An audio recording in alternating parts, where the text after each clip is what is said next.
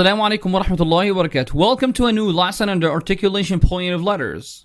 In this lesson, I will focus on the articulation points, makharij and their letters, and we will follow this with the detailed sessions for each point individually, inshallah. First, the concept of letters.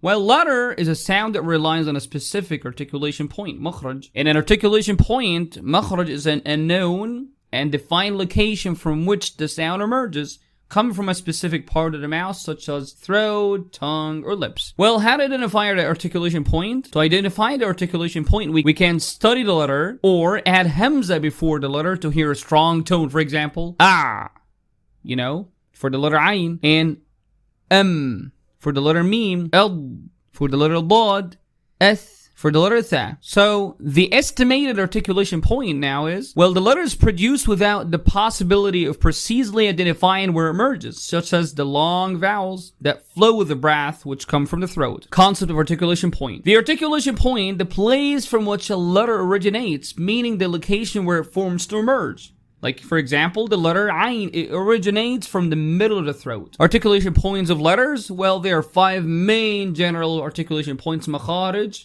Amma, the first one, the throat. Al-halq, second, is al-jawf.